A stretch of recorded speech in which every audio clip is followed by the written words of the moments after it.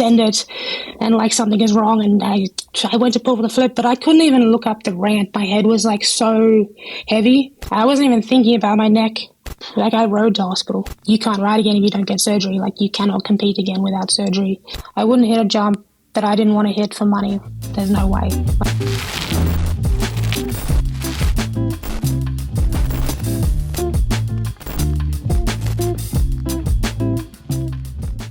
Injuries, setbacks, the mental battle. Every athlete faces them, but not everyone talks about them. Harriet Burbidge-Smith does, because the real challenge isn't just getting back on the bike, it's what happens off it. To help us keep bringing you great guests each week, please hit the like button down there and subscribe to the channel. It makes a massive difference. All right, let's get into this episode with Harriet Burbidge-Smith. Harriet Burbidge-Smith, also known as Haz, welcome to the Downtime Podcast. How's things? That's good. Thank you for having me. I appreciate the time. And yeah. I'm looking forward to it. It'll be good. Before we get into this, though, who gave you the nickname Haz? Is that something that you came up with? Is it from childhood? Like, when did that become a thing? I think kind of BMX days. As a kid, it was like Harry or Hazza or something like that. And then my name was always so long for the commentators and things like that. So I was like, okay, let's just shorten it. And then eventually it was Haz. And then I was like, that was my username. And then it was just like easier to introduce myself like that, to be honest. Like, it was just, I like something short to, easy to remember. Don't have to spell it too hard. Fits on the back of the jersey, no problem. Yeah, exactly. Good stuff. I want to take things back to July last year. Mm-hmm. You're at Rebel Joyride in Whistler, huge event. How were you like going into that event? How were things going for you at that point? Yeah, really good. It was like the last stop on the first year that we were doing slopestyle, and it really felt like the whole year we were getting so much more comfortable on the courses, like coming into an event that's been running for 15 years or so, and having lots of guys, been riding the courses for years. Like, coming into Roto and stuff, it was like pretty nerve-wracking, like fresh course, but it was a really awesome build-up, like going from Roto to Cairns, Innsbruck, and then Whistler. And I felt like Whistler was probably the hardest course, but it was also really enjoyable, and I really enjoyed practice, and I felt like I was doing everything that I wanted to do in practice, and I ticked off all the tricks and was really comfy. Yeah, felt really good, but I was also very, very driven to do well at that one. I was like, I hadn't had a win yet, and that was what I came in there to do. I was like super in line all week, was like, this is what I want to do. I want to win, which is the first time I've really focused on that hard. Like, I've always like gone out there and tried to do my best, and like, that's a win, that's a win. But it was very singular focus that week, which was a bit different for me. Interesting. What was that? Just a growing belief in yourself, do you think? Was there anything that was creating that vibe for you? I think it was just like a slow progression of like, like in Roto, it was like, yeah, sick. It'd be cool to get a podium, like a slopestyle podium, like this never happened before. So I wasn't like, I was like, I want to like get that, and then that'll be sweet. And then I got another one in Cairns. I got third, so I got a second, and I got a third. And I was like, you know what? Like, I do want to win. Like, that is like, I should set that for myself rather than just sort of, I felt like I was a little scared to set that for myself, but I felt like I wanted that, especially after, because I missed Innsbruck because I had a concussion. So I was really like, I've crashed, I've gotten second, I've gotten third, I want to win. So yeah. Fair. And is Joyride Whistler like that? Feels, looking from the outside anyway, that is the one. Like, if you're going to win one, that's the big one to kind of take, right? Definitely. Yeah, it was pretty insane. It was a pretty surreal morning of finals, like seeing that kind of crowd. That was definitely not the same as the other ones, for sure. Amazing. So you're feeling good coming into your run. Like, what's going through your head? You're in that start hut. Like, what is the process for you getting geared up, ready to drop into that run? Not massively thought out, to be honest. I just want to, you're chatting with people, like feeling relaxed. I had already done everything I wanted to do for my run, so I was pretty confident, like going over it a few times, but not too much. And I was like super dialed, like did the flip on the second hip in the last like 3 runs of my practice run. Felt good. Yeah, everything was dialed. I was stoked, and I think I was like 3rd or 4th to drop, and yeah, I felt really sick. Stash space rails is the ultimate way to store your bikes. You can get more bikes into less space. It's really easy to fit, it's really easy to use, get to whatever bike you want exactly when you need it. Downtime viewers get 10% off their entire order by heading to stashproducts.co.uk/downtime and using the code downtime, all in capitals, at the checkout. Upgrade your bike storage today. Yeah, talk us through that first run, because obviously didn't fully go to plan, but yeah, no, the start was amazing. I got all my tricks and was super comfy. Did the double dangle on the first hip, which I hadn't actually done before, but I was pretty comfortable with it. And yeah, like pulled for the flip on the second hip, and didn't feel like it was a super over rowy, but I think it was a combination of both, a little bit far and a little bit deep, and that those hips all week were like super hard to judge. Sometimes you would come in really fast and go deep, other times you would case them, and I think probably like a combination of competition and maybe got the first one more perfect than usual because I just came into it like fast.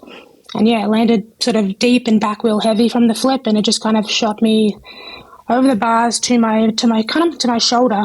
And I, watching the footage, I like land on my left shoulder, and then I punched the ground with my right hand, like accidentally, like from the impact. And I got up and I straight away was like, my hand is broken. It was like massive.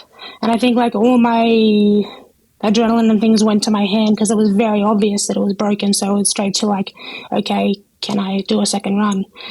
So I think I went up and I was trying to figure out for the next, I think, 40 minutes before my second run if I could hold on to the handlebars or not. Like I was doing bunny hops, I was doing like pickup bars and things like that, and just trying to figure out, could I hold on? I wasn't even thinking about my neck. Like it felt tired, but honestly I'd had whiplash all week from just like the impacts and things like that. And my hand was just like, when something is so obviously broken, you straight away think about that. yeah. And then later on, after like 3 months, I think like 2 months ago, I found out that my wrist was actually broken as well, but we never got that scanned. But it was like massive, and I was like, yeah, okay, what can I do for this second run? Like, and I was really like 60% wasn't going to drop in for my second run, and they were literally calling up the girls for the second run, and they're like, I think like Darren from Crankworx and a few of them came out to me and was like, if you want to drop, you have to go up there now, like there's no more time, we can't wait any longer. And I was like a split second of like, you know what, okay, fuck it, like I'm here, like why not, like I can hold on, like I can deal with the pain. Yeah, and went up, and I remember literally I think the first drop I did a T-bog, I was like, I cannot hold on, like something is wrong. And then I think I missed the Sui. I came around to the hips and I was like, there's something really wrong here. I was like, I don't know what it is. I can't hold on, I can't see, I can't look up the ramps. And at that point I was like, okay, no, this is not it, just let's cruise. And I cruised through the hips and didn't do tricks. And then like, before that straight jump, I was like, you know what? No, like, I can still get a podium. Like, let's just flip it. And I don't know, like, it was like a mixture of like adrenaline and like 50-50, like, send it. And like, something is wrong. And I went to pull for the flip, but I couldn't even look up the ramp. My head was like so heavy that I like just completely like did the worst pop ever. Like, as soon as I took off, I was like, this is so stupid. Like, what are you doing? Like, you can't even see the ramp. And it was very, like, the worst flip I've ever done in my life, like, just straight to my back. And yeah, and that was when I was really, like, pissed off at myself. I was like, what are you doing? Where was that pressure to do the second run? Like, is that a pressure that you put on yourself because you're so into the adrenaline of the event and you want to perform and you know you've got that result? Is it like, you want to perform for your sponsors? Is it from the event? Like what do you think drove you to go and do that second run? Because not many people, I think, on the planet would be having that like experience and going, right, I'm still going to do this. Like that's the grit and the determination to push on is incredible, right? Yeah, I mean, it was 100% internal. Like none of it came from anything else, like sponsors or anything like that. Like it was like you have you have another chance. Like you do get 2 runs, and it was like that click. And I know there was a few people up there. I know Brad Reader recently was like, because he came up to me right before I decided to drop, and he remembers like it was like about to be like, you know what, maybe, and then he saw, he's like, you had this look in your eye like I wasn't going to talk you out of anything. It is like, okay, I'm not going to say anything. And like hindsight, he was like, what should I have done? But I was like, no, you wouldn't. There's nothing you could have said. Like it's just, it is. It's like you get 2 runs, and I was like, I get 2 runs, I get 2 opportunities. Like how can I just leave that on the table? And like, obviously, if I had have known that my neck was broken, that's a whole nother story. Like whether I did it in the first run, whether I did it in the second run, like that's completely out. Like I would 100% have not dropped had I known that there was any neck injuries going on. But a hand, I was like, a hand is a hand, like whatever. Like, but yeah, it was like, it was just a whole lot of things of pushing yourself, and sometimes you don't know where the limit is, and sometimes you make mistakes that you're like, yeah, that was not my best move. Yeah, we've all made those decisions, right, and regretted them afterwards. Sure. Yeah, talk us through the process, like after that second crash, then from like getting off the track to getting some level of medical support and getting diagnosed. Yeah, so we had like someone waiting for me already, because before the second run, the medics were like, you might end up losing circulation in your hand. Like it can change really quickly because it was like really big. So they were like, we want you as soon as your second run is done. We need to take you to the hospital anyways. So obviously I was going to go anyways. And then after that one, so yeah, we went up to the hospital, and yeah, like they put me in a neck brace for like 5 minutes, and then they assessed me and they were like, no, you're all good. And obviously they scanned my hand and were like, that's broken. And yeah, I left, and I didn't think anything of it until like, I don't know, like 4 days later, where I saw a physio, because I was like, because I can't hold my head up. Like I'm like talking to people and I'm like this, like I can't. And he's like, don't want to scare you, but I have had athletes like this, and it has been a fracture. So like go to the hospital and get scanned just in case. And I fully was not expecting to get a scan back and be like, yeah, it's been broken. So I was like, I rode to hospital. I was like, I rode on my slopestyle bike, like, and all that stuff. And like 5 days later, so yeah, like 5 days with a severely bad fracture that was also dislocated, that was also just, was like pretty crazy to think about. And, it makes you lucky, like, be like grateful for the fact that nothing happened in that time period, for sure. Yeah, for sure. Were you still in Canada at this point? Yeah, I was still kind of like, this was around when Rampage selection was happening, so I was still waiting around for that, and all I was thinking was like, oh sweet, like I'll have 6 weeks off my hand, like for maybe less than that, and then I can get straight back into it. So I was kind of holding off on anything. So I hadn't made any plans to do anything besides wait and get the hand sorted. So that was the process, and then obviously it was a massive gut punch to get that, and then around Rampage and all that thing, it was like there's some heavy hits to the heart, like one after another for a little bit there, for sure. Yeah. So yeah, what's going on for you, like physically and emotionally then at that point where you find out that you've got this, this neck injury, which is clearly pretty severe? I guess you're straight into a brace, but how are you dealing with it? Like what's going on in your head? I think, well, to be honest, I don't think I really processed it or thought it was super serious. And I don't want to put anything on the hospital or anything like that. Like I'm well past this point. But honestly, I don't feel like it was explained to me in super in depth, or that it was super gnarly. I just say, okay, little break and, hard collar for a little bit and I'll be back for Rampage. Like, that was kind of my thoughts, to be honest. And yeah, I had insurance. Like, we flew me back to Australia. I saw a specialist there. They said, no, it's bad, but, 3 months in a hard collar and you'll be good. Like, we don't think surgery is necessary. And yeah, and that's when I, was not too, I was obviously pretty stressed, but not too bad. And then, you wait 3 months and you find out that it did need surgery and there was a million other things going on. That's when it was probably the worst point for me, 100%.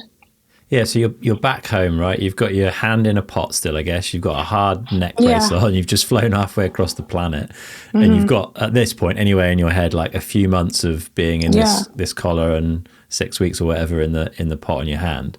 Obviously not able to ride.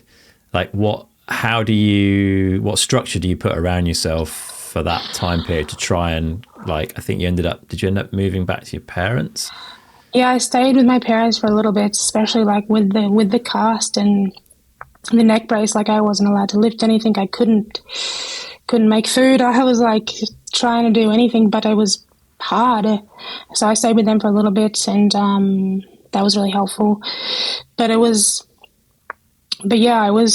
really hard to find routines that made me feel better because I was super low energy. Looking back, we know it was because the fracture was unstable, but I was exhausted just going on a 5-minute walk, taking the dog out, things like that.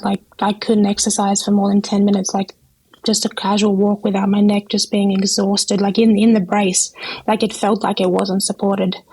And, I think most athletes in mountain biking, they take a little bit of pain and it's whatever, you don't think anything of it.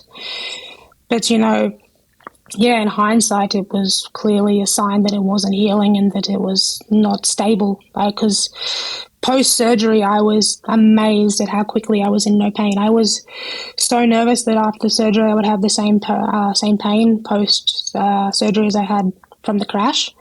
And it was nothing. It was I had 1 day in hospital where I was on painkillers, and then I refused it afterwards. I was I don't want to be on painkillers anymore because I've just spent the last 5 months being in pain and taking stuff for it. So I was it was amazing. So clearly the stability makes a massive difference in your pain. Yeah, that must be pretty hard to deal with though, right? You're such an active person normally, so healthy. Yeah. And then suddenly you're at the point where 10 minutes of anything is tiring you out. Even psychologically, that's got to be quite hard to process. Yeah, massive. And no weight bearing at all. I was couldn't pick up groceries. I couldn't go to the shops and get stuff for myself. It was super, it makes you feel super fragile. And that's kind of how it was for 4 months, and then the surgery, and then another month after the surgery. And it's just it does kind of get ingrained into you to be careful and things like that, which is not a fun mindset to have and not something I've ever been sort of familiar with. I think in this sport, as athletes, a lot of the time we push a little bit past the recommended sort of procedures for an injury because we trust that the doctors are being a little bit overly cautious. So this process was scary for me because it was, I thought I was healing and I was not at all. And to look back and think if I had have pushed, it would have been really bad. It would have been a completely different situation. So that's been a massive process the last sort of month. And the last 2 weeks when I've been with Red Bull at the center and we've started lifting in the gym to get out of the mindset of being scared to lift heavy again, to push myself. Yeah. It's been amazingly positive, and I'm honestly very surprised at how well my body has come back.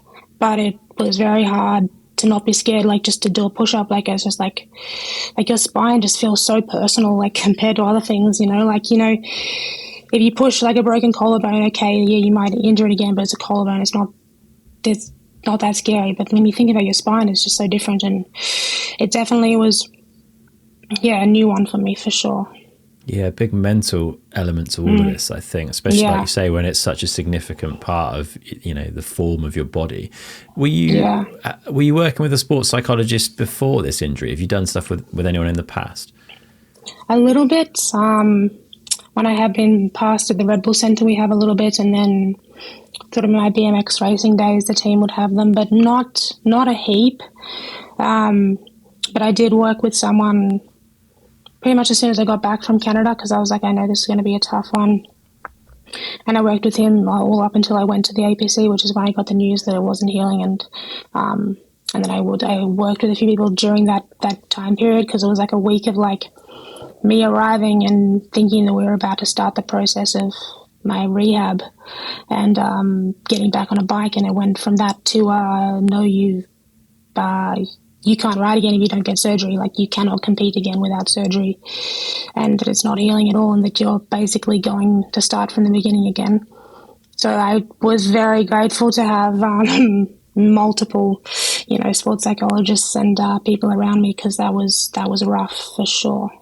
Yeah, and I heard you say in, I think it was one of your vlogs, that you wanted to use the time to come out of this injury a better human. That would make it time kind of well spent instead of time wasted.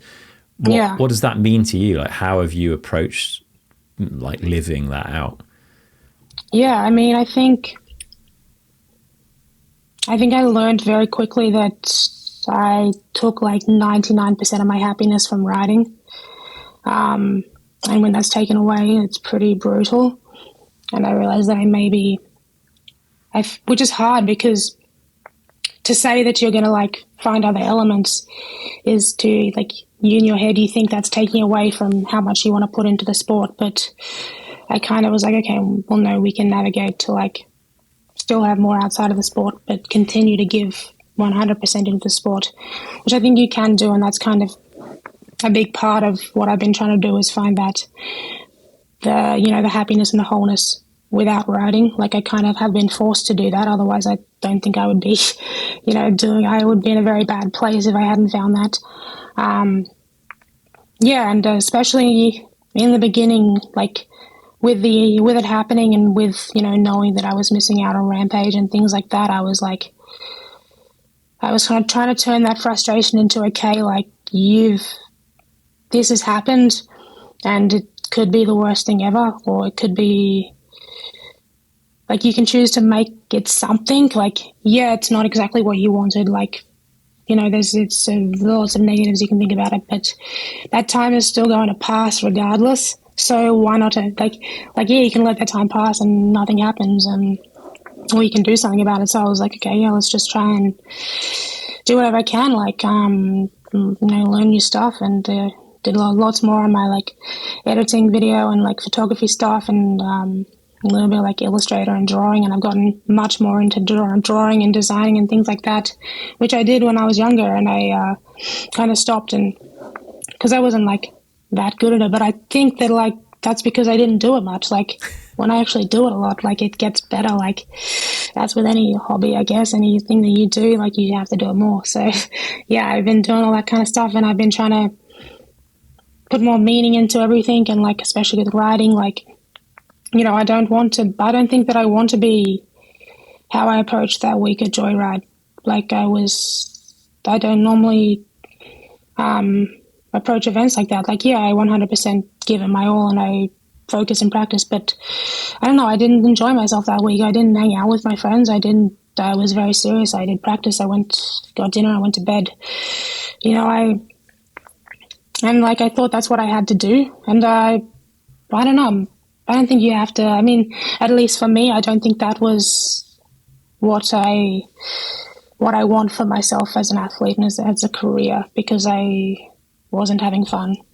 So I think a mix and a balance is like kind of what I want to find, and I think that will make me more fulfilled, like looking back on those events. Yeah, and definitely. Obviously like doing well, but being like, yeah, that was really fun, and I enjoyed it. And you got to find that balance, and I think I lost that a little bit in Whistler, which was unfortunate. Whether that affected her performance, I don't know. I can't say it did, but just in general, like looking back, I'm like, that was a bummer, because normally Whistler's so fun for me. So, yeah. Yeah. What has brought you the most happiness then, aside from riding in this period where you've not been able to ride and you've been trying to find happiness in other elements of life? Like, what's really stood out as something that has brought a lot your way that will, I guess, stay as part of your kind of your routine in your life now? Yeah, some pretty unexpected things actually. Running, which as if you had told me that like a year ago, I would have never believed it. I've always hated running. I had knee surgery on both my knees when I was a teenager, and then I was like, that was my excuse to be like, I don't need to run. Like, I can do long rides if I need to do cardio. Like, I don't need to run. But yeah, sort of when the surgery happened and a lot of stuff was coming out, and my feed was being a little bit, when your like Instagram feed is a little too real, and I was getting like all these like stories about people with similar injuries, but it was much worse and things like that. And I'm like, damn, why are you showing me this stuff right now? But then also like stuff for like Wings for Life came up and all that kind of thing. And I was like, that would be cool. I'm missing a goal right now, and I can start running in like 3 weeks, like pretty quickly. I think it was like 5 weeks, but yeah, like pretty quickly after the surgery, I could start running. So I was like, let's set a goal. Wings for Life is in May. Like I want to do 10Ks before the car catches me. And I was like, that's ambitious for me. Like besides when I was a kid and did like primary school cross country, like I have not run a kilometer. So I was like, sweet, that's a goal. And I started doing that, like, yeah, post-surgery, like 5 weeks, and that got me super motivated. And it definitely sucked for a bit. And now I'm like running 5Ks in Austria, like, and enjoying it, like actually enjoying it. Like it is interesting. I really did not expect it. And I have been doing a lot of meditation, which I've really enjoyed. And I like to set a goal. So I was like, hey, let's do 100 days in a row of meditation. Yeah, setting things like that, like, gets me. That's how I have to do it. And I did that for like 130 days in a row. And I was like, I kind of like melded the two together, and they did both feel like they really helped me.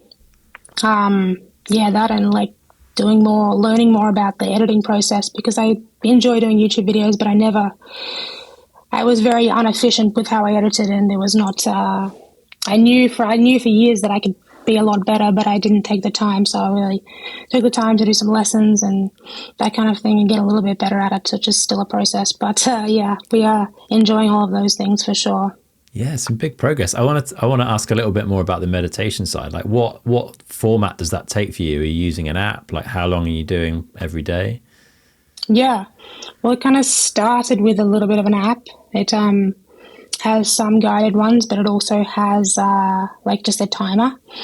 So I kind of mixed it up between like a guided one, and then sometimes I would just set a timer for 5 minutes or whatever it is. And it took a while. It took like, I would say at least 20, 30 days before I was like, okay, this feels like something different than just forcing myself to sit there for 5 minutes. Yeah. And I know I listened to some sort of podcast on meditating, and they said that half of like, because like when your mind wanders when you meditate, you get frustrated. But they said that's actually like the most, like the key to learning, and the key like part of your brain changing is you bringing it back to not getting distracted, sort of thing. Yes, so that's like the success almost. Yeah. Yeah, so like regardless of how many times your mind wanders, like you are still meditating because you are practicing the ability to do that, to like bring yourself back. And like if you didn't have to bring yourself back once, then like it's almost like it's not proper, like you're not doing it. But yeah, I found that it like eventually like almost became part of my days outside of the actual practice that I was meditating, like just like the breathing of like taking a moment. Yeah, it was strange. It was not something that I expected. It was even just like in like social moments, just like regulating your breath, like just regularly, like I'm not even like thinking about it. And like that's kind of like meditation. Like, yeah, it's crazy. And you talk to people that do it a lot, and they say like it becomes like you almost are always meditating. Like it's like that 24/7 sort of thing. And it's really interesting. And really fun to learn about it. And like, was setting aside days where I would purely learn about meditation, like not actually do it, but just like read about it and like watch podcasts about it and things like that. So like educating myself and then doing it. I was kind of like taking it as like going back to school. I would like set myself a day and like pick a topic and be like, the whole day, like everything you consume is about this topic, and you like study it like you're in school. It was really fun, and like that's how my brain works like that. Otherwise, I feel like in the past I would, I'd want to learn something and I would put on a podcast, but I was like also multitasking and doing something else, and then like I couldn't tell you three things about it afterwards. Whereas this, I was like, no distractions. Like you take notes the whole time. Like no matter what you do, like if you get distracted, pause it and do something, but don't do something while you're watching it kind of thing, or while you're learning about it. Like sure, you need a break, whatever, but don't do two things at once ever, which is a big thing I'm learning. I love that approach. Yeah. And I think you've read quite a lot during that time. I saw you pull out a few quotes that were significant to you. And the first of those was we are what we repeatedly do. And therefore excellence is not an act, but a habit, which I really liked. And it sounds like you've totally embodied that by, have you found that hard to meditate every day for 130 days that's quite an impressive feat. How do you personally like embed those things as habits? Yeah, I think I was like so aggressively driven by not wanting to waste the time that I had. That was a big motivator for me. It was like coming out of it with something else, and I was strongly motivated by that. I did find like that what worked for me was not skipping days, because once I skipped a day, I would skip 2 days or 3 days or whatever. I would give myself an excuse. I can't do like a 50-50 for me. That doesn't work. But when I build up that momentum, it like makes me want to go, I can't miss today. Like I've just done 50 days in a row. Like how hard is it to do one more day, versus if you've just done one and then you miss a day, and just the third day you're like, well, I missed yesterday. Like I can start the streak tomorrow. But I think the building the momentum on habits is like what I've found is like super powerful. Like the more momentum you get, the easier it is to continue it, and the more motivated and the like more, I guess, like dopamine you get from it is built on that, like stacking things up and up and up. And the same sort of with the running, like having a like every morning go running before I get coffee, and then it was like that's what I did. I got up and I went running, and that's how I started my day.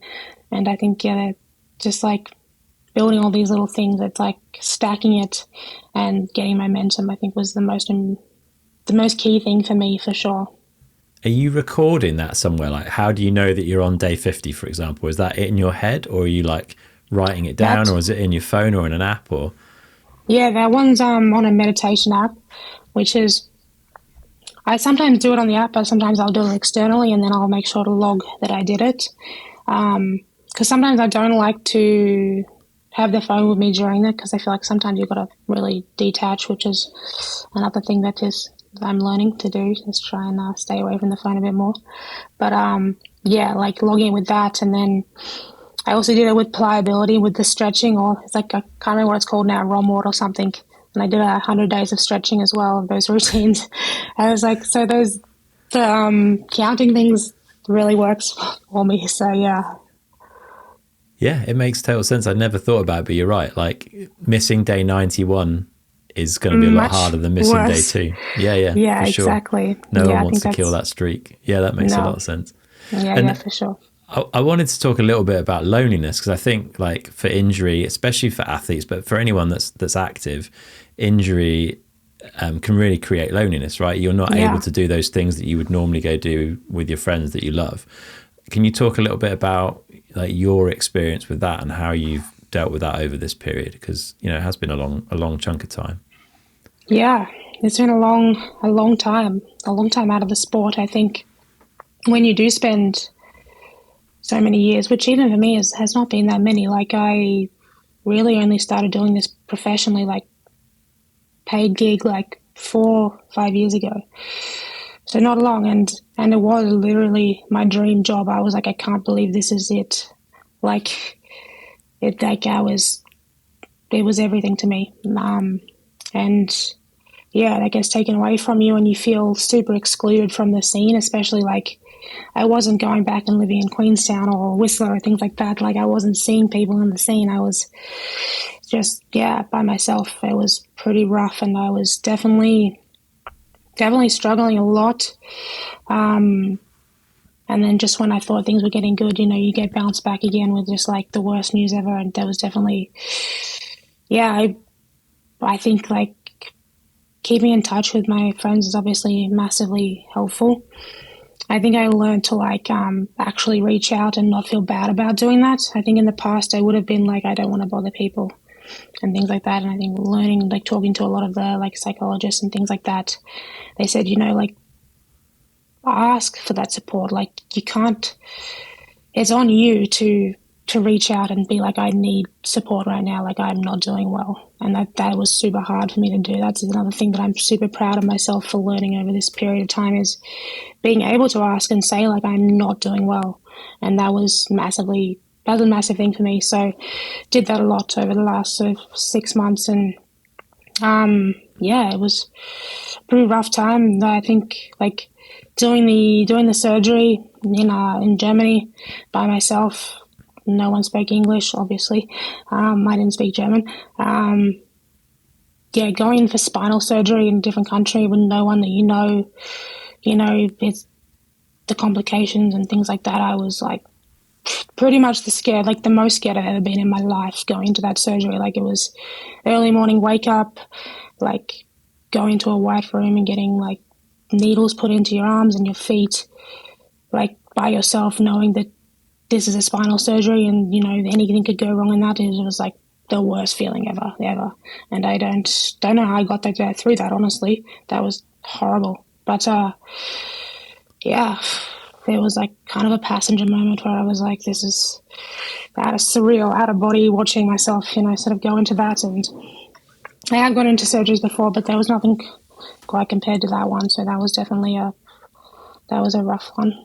That's a biggie for sure. How has your experience been with reaching out? Like, I think a lot of people are guilty of, not guilt's the wrong word, but people find it hard to reach out when they need help or they just want to chat and they need a little bit of social interaction with someone.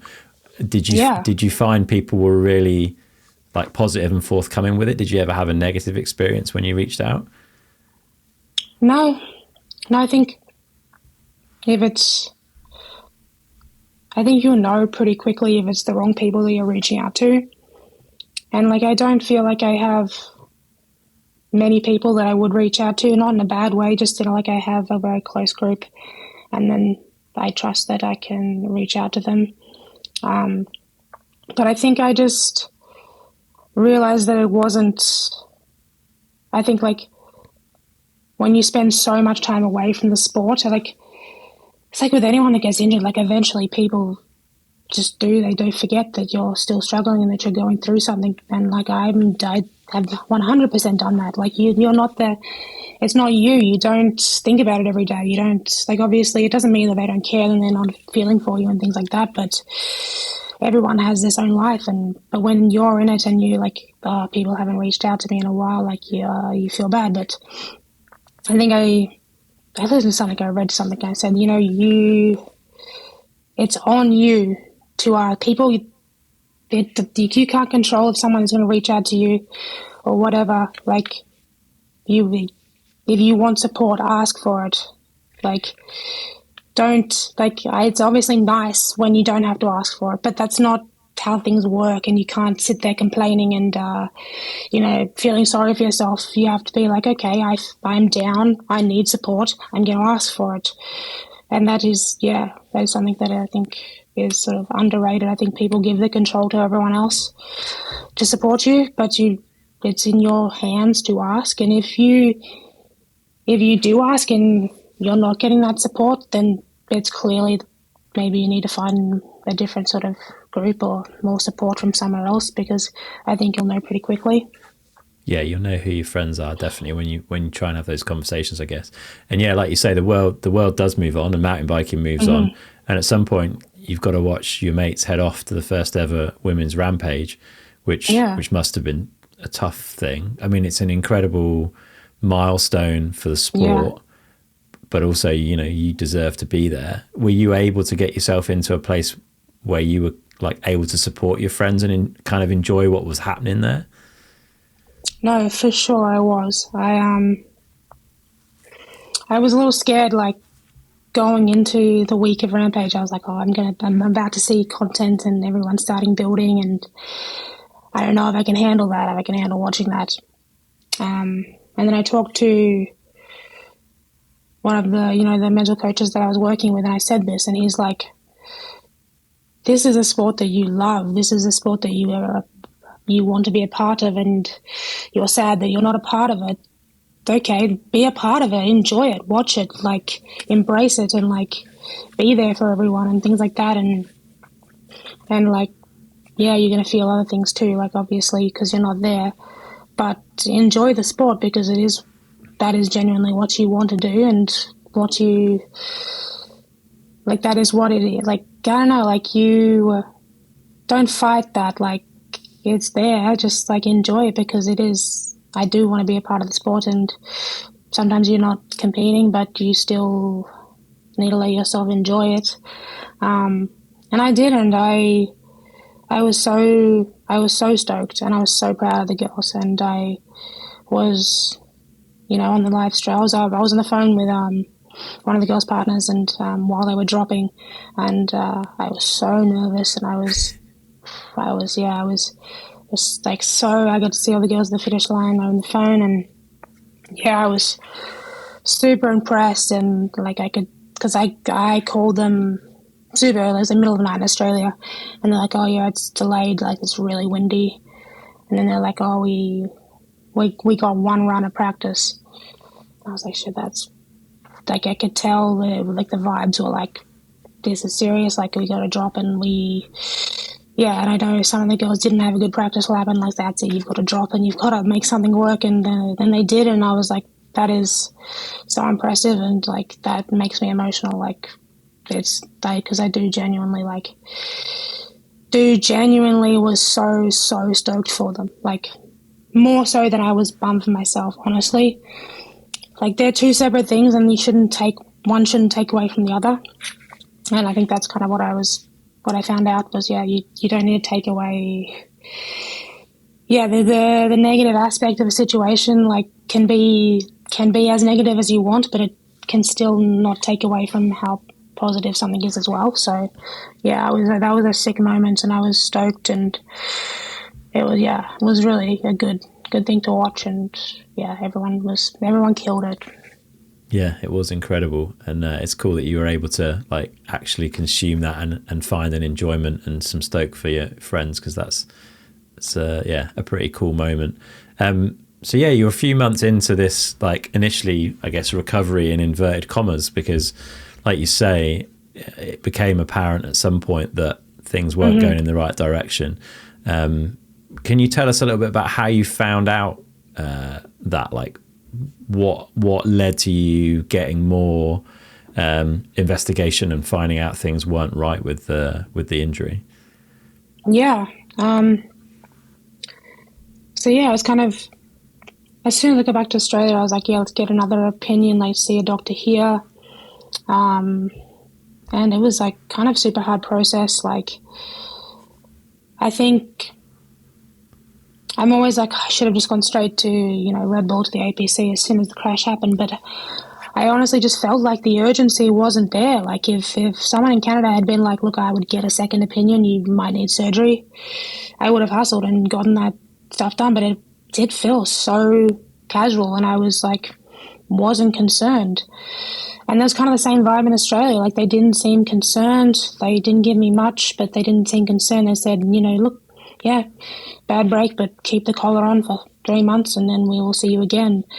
Again, if at any point then they had been like, I would get a second opinion, I would consider surgery because you're an athlete. Like, if anything, like, had been said, I would have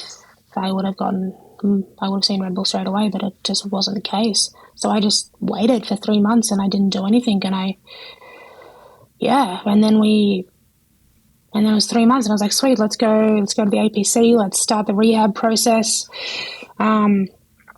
And I got there and they straight away were like, let's do some scans, let's make sure everything is good before we do this.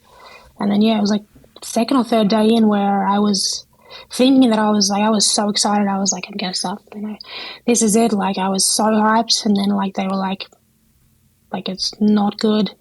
It was like they were like a serious talk, like, kind of thing. And we're like, it's not healing. You cannot, like, and it wasn't even that it's not healing. It was like, it's never going to heal to a point where you could crash again. Like, that's what they said. And I was like trying to think of what to ask next. And I was like, okay, well, like, surgery then, like, surely that's an option. And they're like, yes, like, that's kind of what we're thinking. And so they were talking with a surgeon in Germany who does a lot of, like, the KTM moto guys. Okay. And things like that, I believe.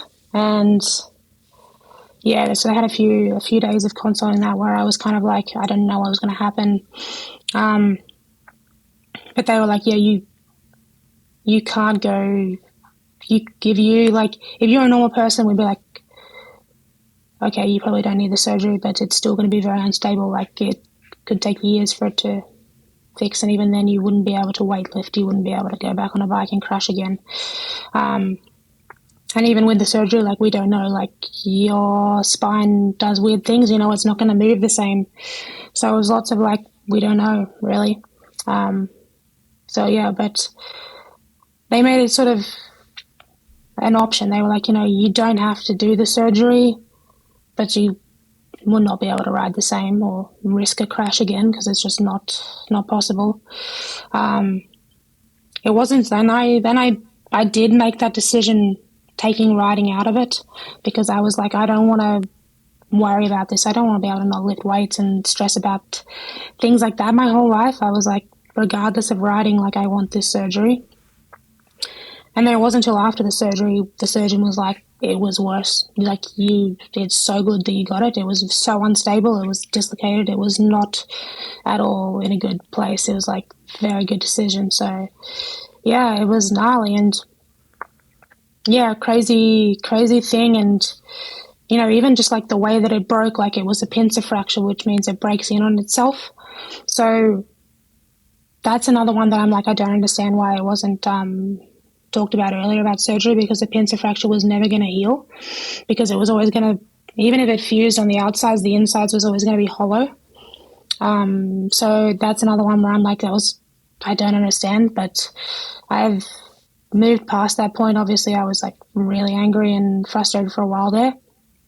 But yeah, like, it was, so they ended up putting, like, they did the plate that connected C6, C7 and T1, and they also did a bone infusion not from me actually, because they got like a cadaver, I guess. It's just like that was the first option, because they didn't want me to have to recover from the hip, taking bone from my hip, because that's quite actually almost worse pain apparently. And they infused that in there to like fill in some of the gaps and like to stimulate the fusion and like help the bones fuse together. So it was like pretty gnarly surgery. Yeah. Wow, that's wild. And yeah, so it's interesting that like, yeah, so many things about it was like, it was never going to heal.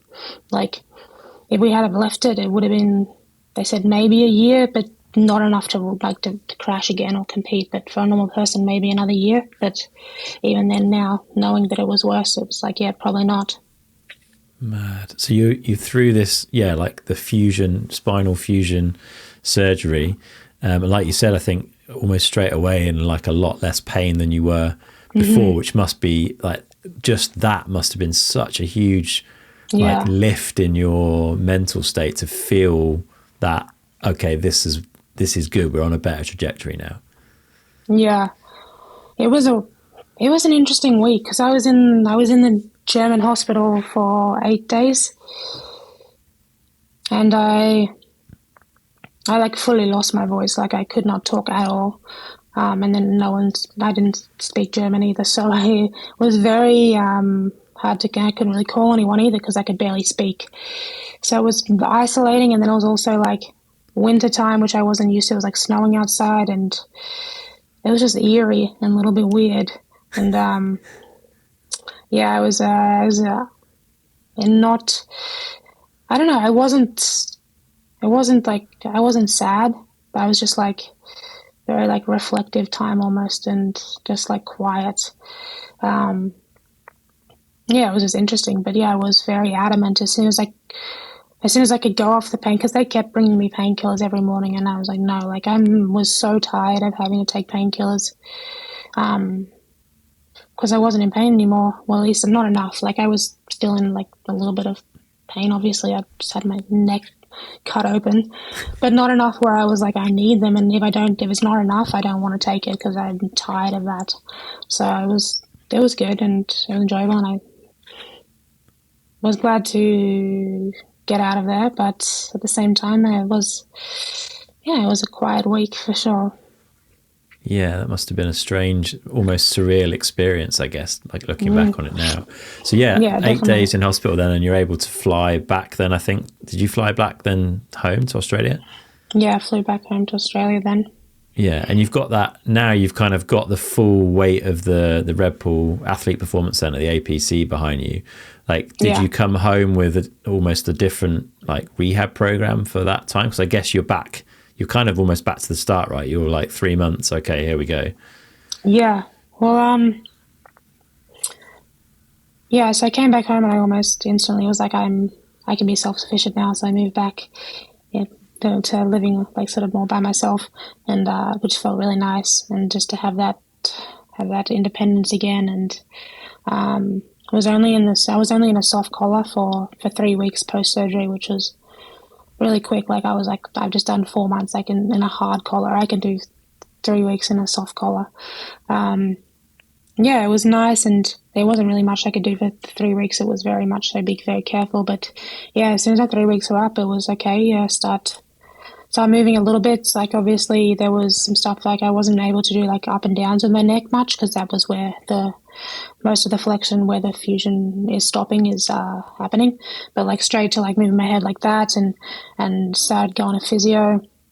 And I think like, yeah, I just kept texting, being like, can I start running? Can I do this? Can I do that? And what can't I do? And it was like, yeah, it was really good, and it was still really hard. Like still lots of moments of like, this is so long. Like when you're in that far, it's just like feels like never ending. You kind of forget what life was like before it, kind of thing. But yeah, we sort of got through that first 6 weeks, and then after 3 weeks, I went to New Zealand and visited one of my friends and just hung out for a little bit, which was really nice. And then we had Christmas, and then, then it got to the 6 week mark and I could start running. So I was doing that. And then went back to New Zealand for natural selection. That was really good. That was like a little like sort of reminder that I'm still like sort of in the sport a little bit. It was nice. And that was when I was like starting to run, and I could go right on the road, and it was suddenly like I was like, yeah, it was really good. Like it was like you just go from feeling like so like weak and like useless to like so motivated, because you can do stuff, like so like grateful for it all. Like, and I know like it probably sounds like it's just like in the moment, because it's not like because it's super fresh, but I don't know, it just doesn't feel like that. It just, I don't know, it's just so, I don't know, I found a new enjoyment for the stuff that I didn't prioritize before the injury, because I kind of have to right now, which I know is a pretty classic thing to say when you have an injury, but yeah, like I never expected to enjoy running, and I never like enjoyed going on the road for rides and things like that. But when you like commit to doing the time in it, and like actually like find ways to push yourself in different ways, like that is really exciting. Like you kind of get so caught up in what you normally do to like fulfill yourself that you forget that you can actually do it in other things too. It just takes a level of like getting through the parts that are not that fun, like the boring parts and things like that, of like sucking at something for a little bit. and it was really good. And yeah, and then we went straight from natural selection to back to the APC, because we were like, as soon as we get to the 3-month post surgery, like they wanted to see me.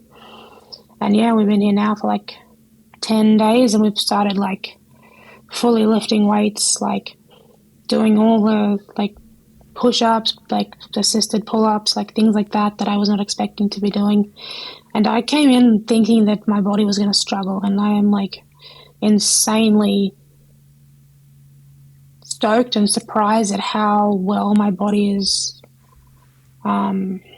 taking it all. Like I'm like this is like, it's hard, and I'm obviously not doing anywhere near like what I would do normally, but like from day to day I'm like finding like the same weights easier, and like going up like quickly, and like sore but recovering like very quickly, and like so like tired but not like it's not prolonged. And after feeling like exhausted from like 5-minute walks and that frustration, like it's so exciting to like push your body again. Like it is like, I want to do more. Like what can I do today, like on top of what I'm doing at the APC? Like let's go for a run in the cold and then go in the sauna and like stay in there for like 40 minutes. Like it's so refreshing to like push your body again. Like it's, I think, yeah, I don't know, I guess everyone does it in different ways, but it's so good just to like, it feels so good to like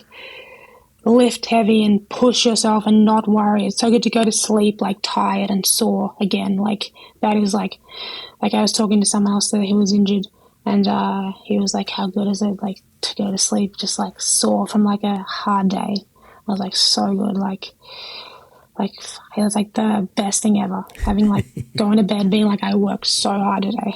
Like it's so good. That is super cool. Yeah, and you're surrounded by, loads of the best brains in the various industries, I guess.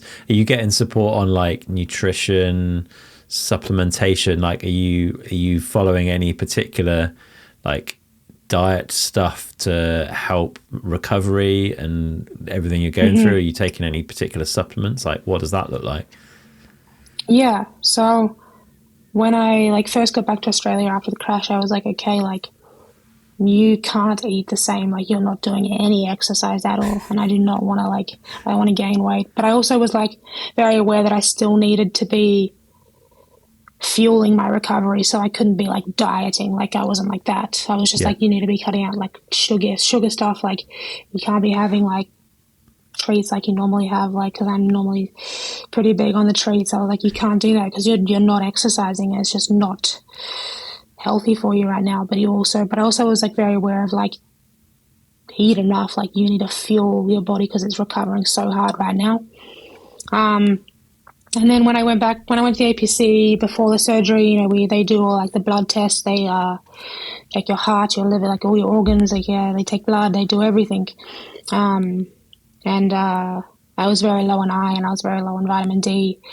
So slowly since that one to this session, which I did it all again, I'm still low, but I am improving, which is good because I got supplementation for all of it. Iron takes a long time to actually get back up. Like it is a very slow process, but I feel like that was a really important one for me. And like post-surgery was like the calcium, magnesium, iron, and vitamin D were like the main ones I was taking every day. Like they were like, no matter what, like you need that support, especially with the fusion and like the bone infusion. They were like, you need to be like, calcium is so important right now because you can't predict how a bone fusion is going to work, like how well it works, because sometimes it doesn't take. So that was really important. So before the surgery, I was really high on like the calcium and things like that. And yeah, this time everything is really good. We did all the tests and still working. Like we work with a nutritionist, and they either sort of find ways in your diet, or if not, they help you out with supplementation and things like that. Also, I saw a lung specialist this time, which was really interesting. Mostly due to my asthma, which has like gotten a lot worse. And also because I was having a lot of problems breathing after the surgery, which I think was related to my vocal cords and things like that. which I told you before the podcast were damaged from the surgery, which was like super, super rare. But like when I was talking to the vocal coach that Red Bull actually brought in for me, she said it's actually because I was talking about how when I exercise, I find it harder to breathe, like I'm breathing through a straw. And she's like, your vocal cords are quite responsible, like they're a muscle, and they're responsible for a lot of things, and that discomfort is coming from them. And also, like, the vocal cords stop you when you're drinking water. They stop the water from going to your lungs. So it's like why I've been like head choke on water a lot more now than I did before. So they actually they do a lot more than I thought. So yeah, I saw a lung specialist because I was like, one, my asthma is worse and I'm struggling, and then two, like I just feel like there's something going on with my throat and my breathing, and then when I got scoped to look at my vocal cords, they were like, yeah, your nose is also very narrow for breathing. And so I was like, this is like, I have so many things. I was like, I need to go see a specialist. And yeah, that was really helpful, and we found out some new stuff, and I'm not on the right asthma medication. Like, I think it was probably due to COVID, that's because my whole life I've had asthma and it hasn't been really severe. I barely used it as a child. I didn't, like, once or twice a year, and then like the last 2 years it's gotten so bad. And basically they were like, yeah, your lungs are really inflamed, like they're working way too hard because like the medication that you're taking for asthma is not enough, basically. So yeah, I think, and it's one of those things where you just get used to how you breathe, but it's actually not. You're working way harder than you should be to breathe and to get in that stuff. And then combined with the surgery, it was like, yeah, I need to figure this all out. So, you know, coming to the Red Bull Center and like having all these things and then going like tick it off, like every little box, and like thinking any problems you have, like the vocal problems, you know, the lung problems, like the vitamin deficiency. It's like you come here and you just like efficiently get things done that you've been stressed about or worried about or just little concern is. It's like, and you leave it with all these solutions, which is just like so satisfying. And like, yeah, you don't have to think about it all yourself as well. Yeah, that is incredible. Yeah, great to have a brand like Red Bull with that facility, like standing by and helping you through all that stuff. How have you felt about the whole, like the brand side of things? Because, you know, brands like invest in you as an athlete, I guess, because you shred on a bike. Like that's what you're sort of paid by those brands to do, I suppose. Has this experience like changed how you think about bringing value to those brands in any way? Because it's been a long period of time, right? You can imagine there could be tough conversations.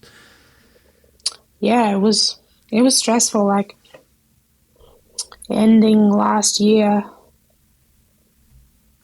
knowing that like I couldn't, if I did lose a sponsor, like what am I going to negotiate? I'm in a neck brace. Like I can't tell them when I'm going to be riding again at this stage. Like calling sponsors to be like, I'm just spent 3 months off the bike and I'm literally about to do the same, if not more. Like bad news. Like I felt like I was doing that for weeks. It was just like telling people that when I'm going to be riding again. Like it's not fun at all to just like continuously tell people you don't know, and then going into new contracts or like people that you're like having like multiple years with, and not having answers for them is like stressful and doesn't make you feel good for sure. And you feel like you're like, oh, what value am I giving right now? And it's hard. But at the end of the day, like it's kind of crazy because like I remember when I got the news that I needed surgery, and I was talking to like the sports psychologist like literally like the next day when it was so fresh. And I think within like 5 minutes I brought up like, oh, I don't know how I'm going to tell my sponsors. And she's like, this is literally the last thing you need to be worrying about right now. Like that does not matter. Like this is like 100% like you right now. Like nothing else matters than like yourself right now. And I think that's important. And I think it's important to remember, because no matter how much value you want to give to a sponsor and how much because I think it's your job, and like you want to be good at it and you want to provide value. But when the injuries happen, it's like you've got to bring it back to like it's all about you. Honestly, you do. And that's hard. That's hard to do. Super, super hard to do.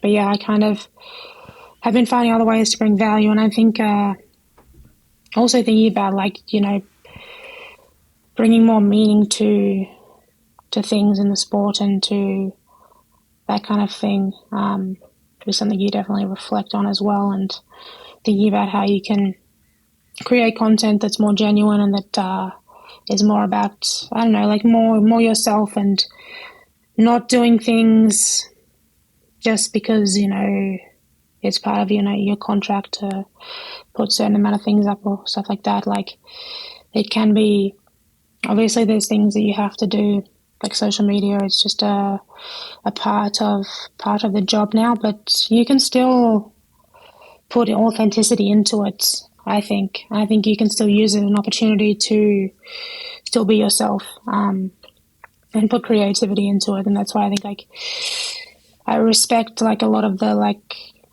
free riders that, you know, they still are the same level as, you know, the World Cup riders in terms of, like, sponsorships and things they have to do, but they will still go out of their way to make content that is, like, unique and creative and things like that. Like, that doesn't, like, when you're pitching stuff to sponsors, a lot of the time there's just, like, boxes that you have to tick, and when people go out of their way to make it genuine and like a real, some meaning behind it, and like something like that is, I think, really cool. And I think a lot of people complain about sponsor content, but I don't know, I think if you do it the right way, like, you still are able to make this your career without taking away some authenticity. Yeah. 100%. I want to talk a little bit about crashing in general. Like, recently, between Hardline Tasmania and Natural Selection, there's been a bit of crashing going on and some significant injuries for a number of riders from both of those events, which prompted Miranda Miller to write an article for Pink Bike recently that suggests we need to kind of change the way we talk about injuries a bit, and athletes should be more open about the severity and the kind of the challenges involved with it, rather than just, you know, toughing it out and saying they're fine, which I think, you know, you've done a really good job of over the last few months via your channels. I mean, you were at Hardline and Natural Selection, I think. What's your take on this? And do you think things are changing a little bit in the athlete world? Yeah, I mean, I think it is. Having just done it, is very easy to have an injury and just pull back and not want to share, not want to be involved. Just, it feels very personal, and you don't. And it also feels like when you do talk about it, that it makes you feel self-conscious, and it also makes you feel like, I don't know, like weak, or like you're going to get judged, or people aren't going to, they're going to be like, oh, like, should be fine. Like, what's she complaining? Like, well, it's not that big a deal, you know? Like, even mine, I still sometimes, like, I'm like, oh, why do I even write this stuff? Like, you're fine. Like, you didn't fucking do that much damage. Like, you're still walking. Like, you, like, rationalize it with yourself that it's not that bad, that you don't need to be talking about it, I think. I think that's kind of a lie. A lot of people don't, because most of us rationalize the injury very quickly to being not that bad, because there is always worse cases. So you're like, oh, I don't want to come across as like, I've just survived this massive thing. So I think that maybe is a big part of it. At least that's kind of how I felt. I felt like I was making a big deal of things, honestly, the whole time. So maybe maybe some other people feel like that too. Yeah, the last 2 months have been rough, and I don't think that means anything in terms of the sport. I think sometimes you have months where there are a lot of crashes, and it just happens. And I guarantee you that none of them were out there for anything other than themselves.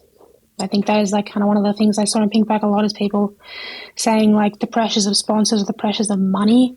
Money is absolutely, I 100% can't imagine anyone that I know personally doing those for money. I wouldn't hit a jump that I didn't want to hit for money. There's no way. Like, that doesn't matter.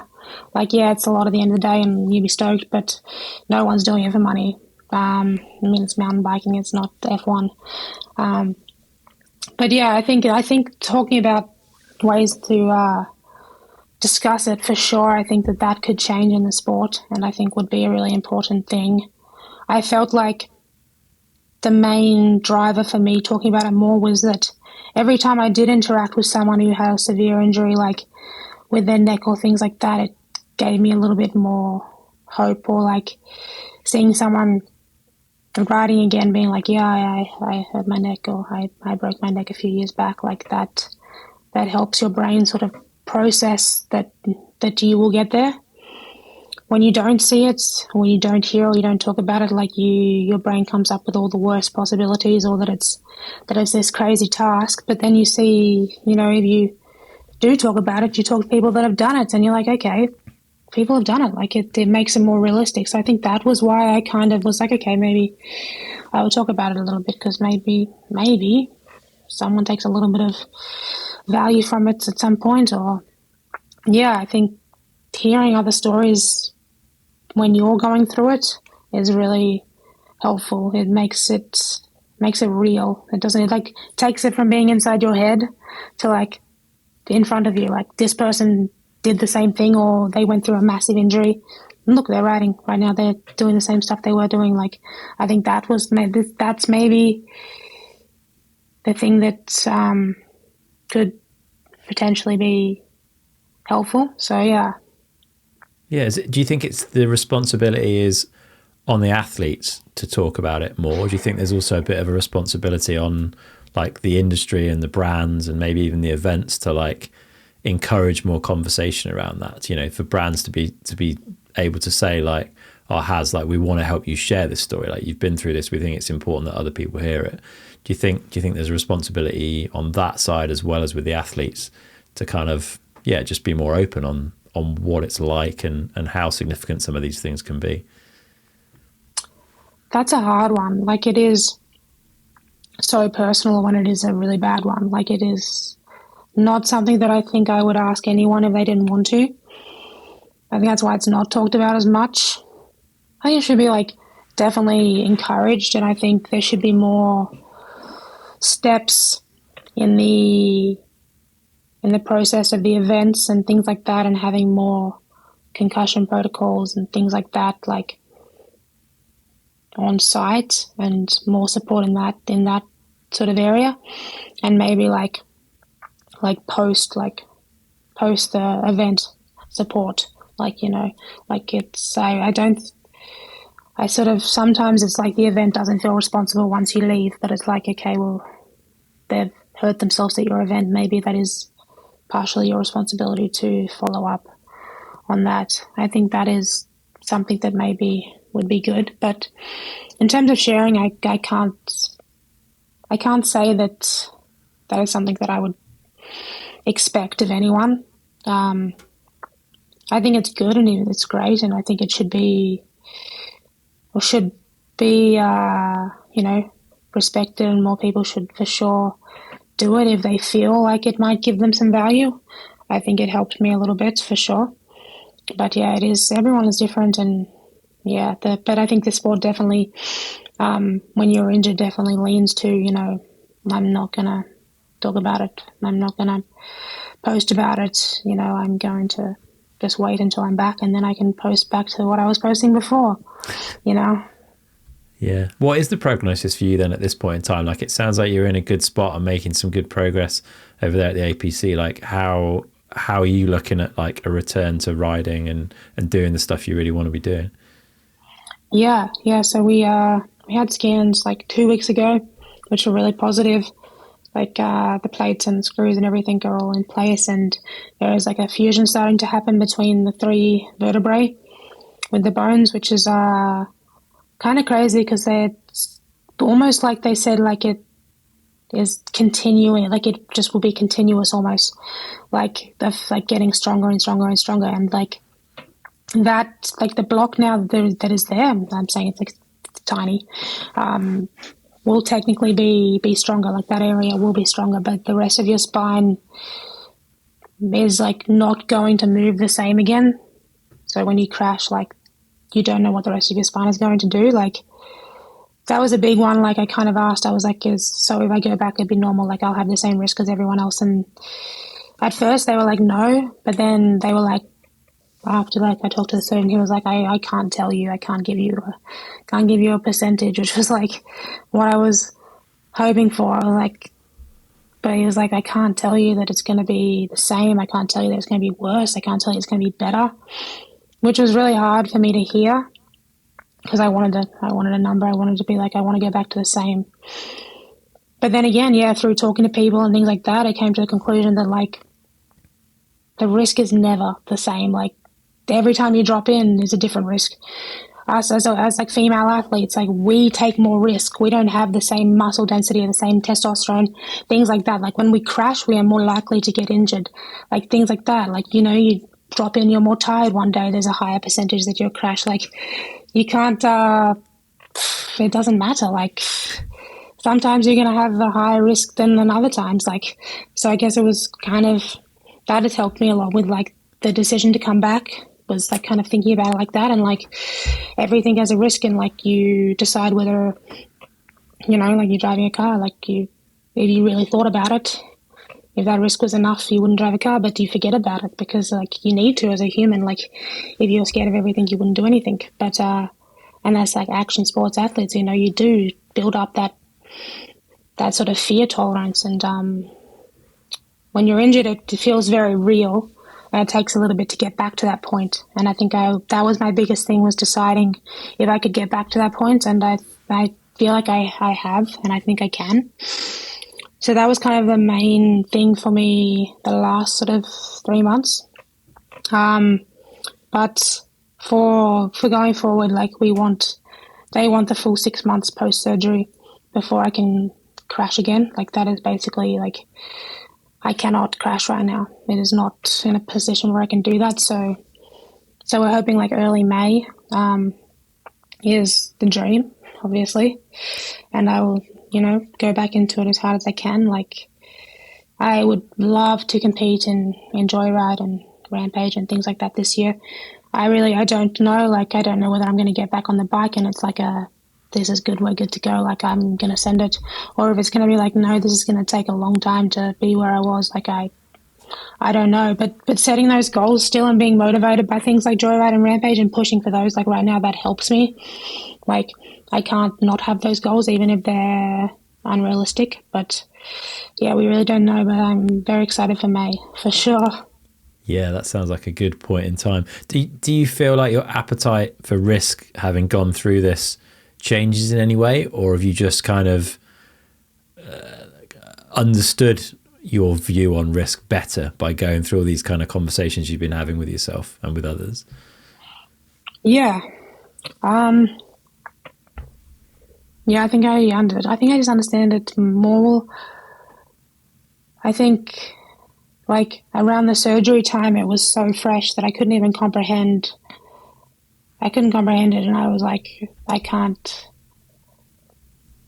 like, I don't want to be so stupid as to like do this again. Like when you're thinking about it like that, because it is so fresh, like it's like in your face and it's so real, and you don't experience that when you're riding. Like it's just not there. Like, yeah, you have like fear, but the injury is not real. It's not happening to you. Like it's so different. But again, like you need that because otherwise you wouldn't do it. Like everyone does it, and it's not that you're being stupid, it's that you are being human and you are pushing through stuff because it's worth it and because you need to live a life that you want to live.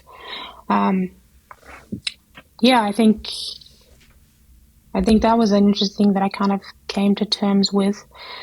But I'm also very aware that I don't really know until I ride, until I start like, you know, going upside down again and hitting jumps, whether I'll get to that point and there'll be something that doesn't feel the same. But right now, like watching natural selection, being there, and I didn't feel like I felt like I wanted to be riding it. I think that was a sign where I was like, okay, this seems like I'm keen to do it again. Like I think I would feel a very weird, different feeling if I watched those events now and felt like, oh no, this is not it. This is not worth it anymore. Like I think I would notice that. So I'm I'm pretty like happy with where I am with that. But yeah, you just gotta, at the moment, yeah, take it every week at a time, and don't think too far ahead, I guess. Yeah. Are you excited to be back riding with the other women? Like, it looks like there's a really good group of you now that are like really driving things forward. For sure, yeah. Like already got lots of plans to film and hopefully events and things like that.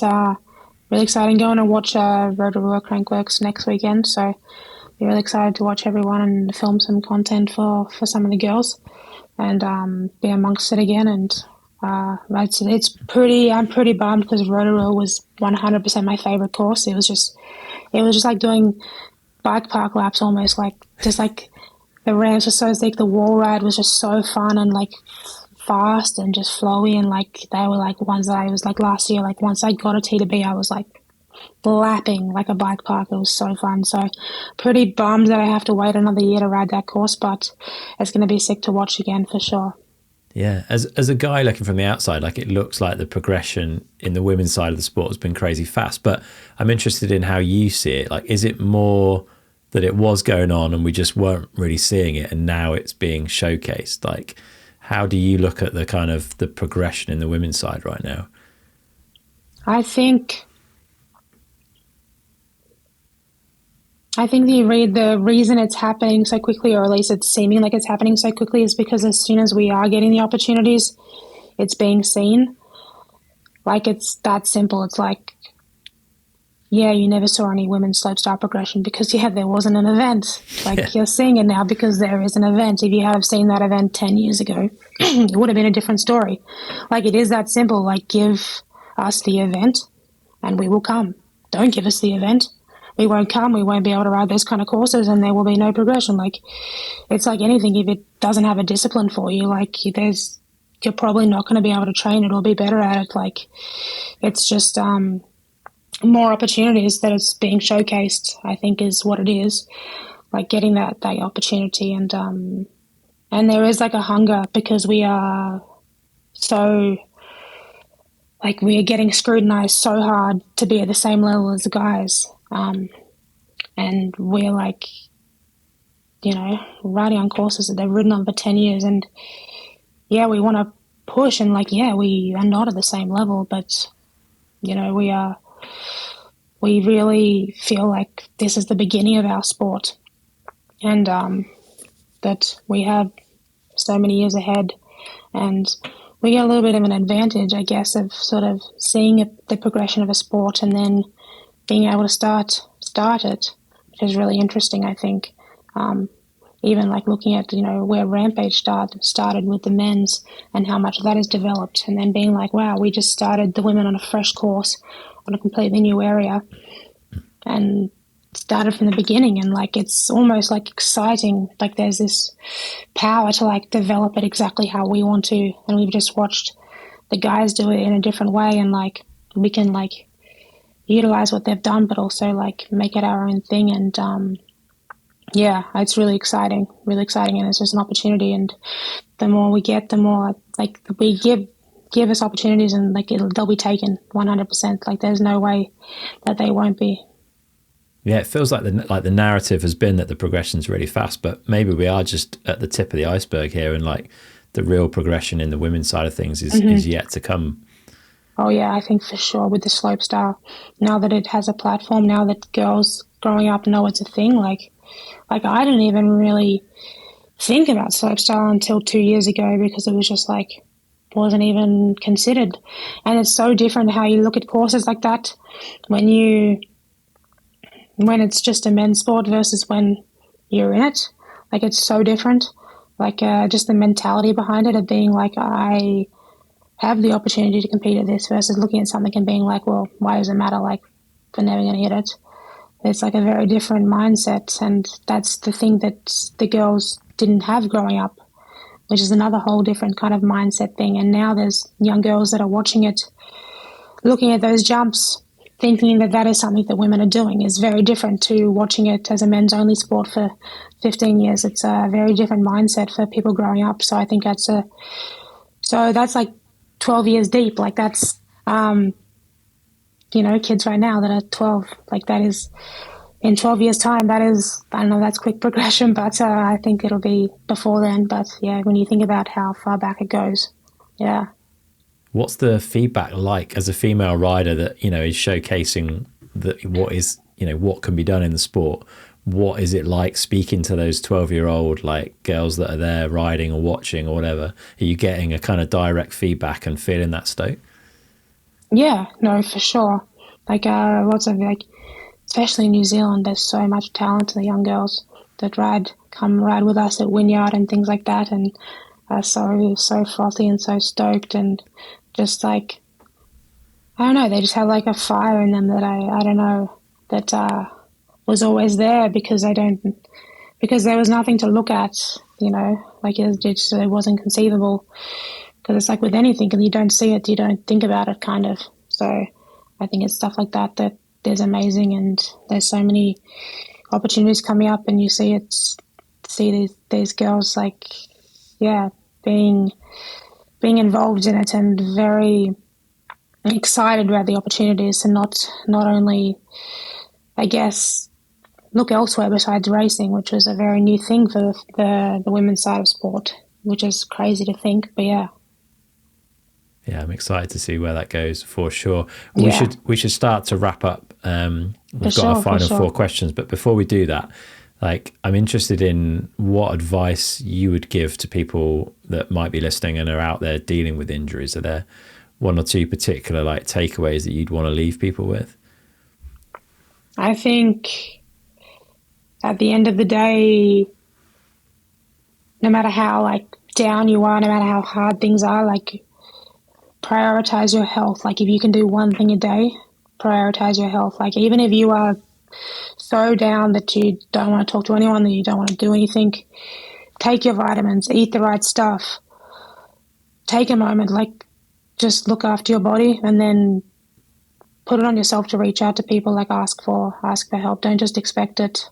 You've got to put that in your own control, for sure.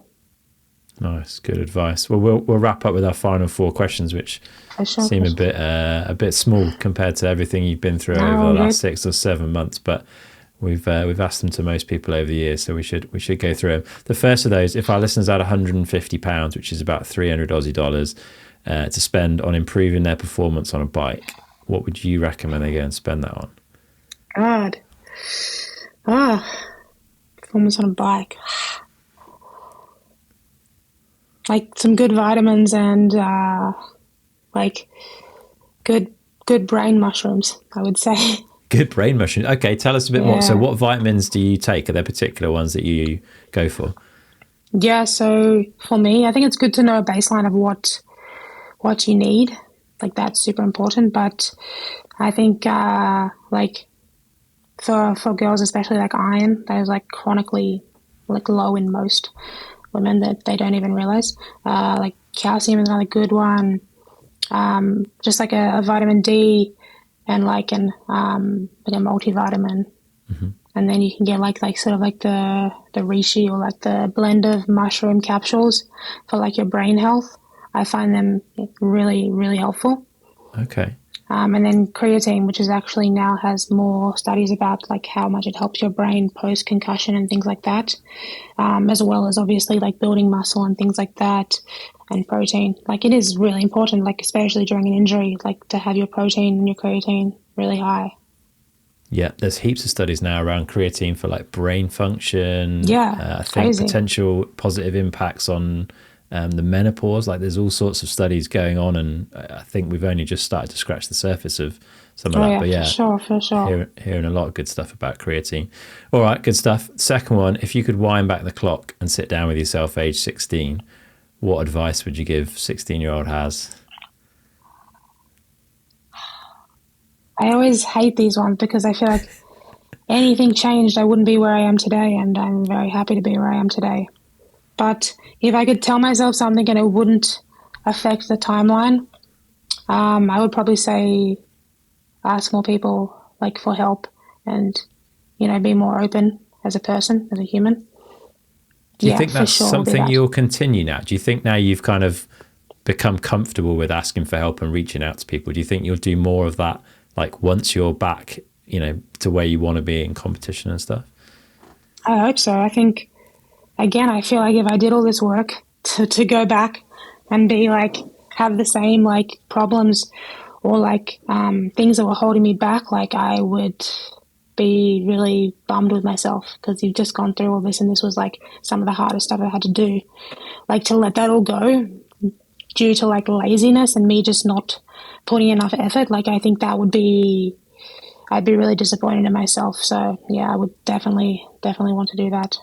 Nice one. Fair play. All right, third question. If you could have a coaching session from anyone, past or present, who would it be and what you want to learn? So it could be a rider, it could be a riding related thing, or it could be completely off piste. Damn. That's really hard. Probably like David Goggins. That would be so crazy. Like, I don't know. I think he would honestly just like push me to my like limits. I don't actually know what else. I'm sure I would learn heaps, but I think it would be really interesting to feel that like the intensity that he like gives off, for sure, would be the cool one. It'd be an interesting day for sure. Right, last one then. What's something that you do every day that you feel benefits you? And it sounds like maybe there's a few things, right? You've become, you know, wedded to some really good, strong habits. For sure. Yeah, the meditation and journaling. Journaling I started doing hard as well. Like, I find that not only do I find that the days don't blend in together as much when you do that, which is really nice, especially when things feel like they're going too fast. Because I started this before the crash, and sometimes like you feel like when you're traveling so much, like the days are just like you have no idea where you were last week. But when you stop to journal every day, like write down like a couple of sentences, I do feel like your brain processes the day and you remember more and things like that. I would say it's a habit, like you have to work at it. And again, with me, like if I miss a day, that's when you get lazy. But I think, yeah, journaling, and it doesn't have to be like super emotional. Like sometimes I just say I'm tired today, like I did this, or sometimes I just write down like a really sick dinner I had somewhere. Yeah, like just something. Like I really, really enjoyed doing that. So it's not like a specific structure then, you just find some time within the day to write down like a couple of things that are in the brain, like a couple of thoughts. Even just like one that I love doing is just like a quick before bed, like plan out the next day, just so I'm not thinking about it. Like, okay, like when I get up, I'm going to go for a run, and then I'm going to get my coffee, do admin, do my workout or whatever. Like having that settles my brain like right down for bed. Nice. Yeah, I like it. Nice. I like it a lot. Well, it's been an absolute pleasure chatting to you and finding out more about what you've been through. Like, it's cool to hear how much positivity that you've been able to take from what is a pretty, you know, horrible experience that, you know, I'm sure no one would wish on anyone to have to go through. If people want to follow like the rest of your recovery and your journey back to riding, like where's the best place or places for them to be looking? Yeah, probably just like Instagram and YouTube, which are both Has Nation Bikes. Really trying to produce more YouTube content, but also trying to make sure it fits my vibe and not make it ungenuine or anything like that. But yeah, doing some updates on there and trying to get better at it all. So yeah. Perfect. We'll stick links to both of those in the show notes. People can find that nice and easily. But yeah, all the best for the rest of your time at APC and the rest of your recovery. I hope that May comes round and the sun shines and you get to go ride some laps and build your way back into it. And hopefully we'll see you back in competition and a big grin on your face at some point in the not too distant future. But yeah, thanks for sharing your story, Has. Thank you. Thank you for having me. I appreciate it.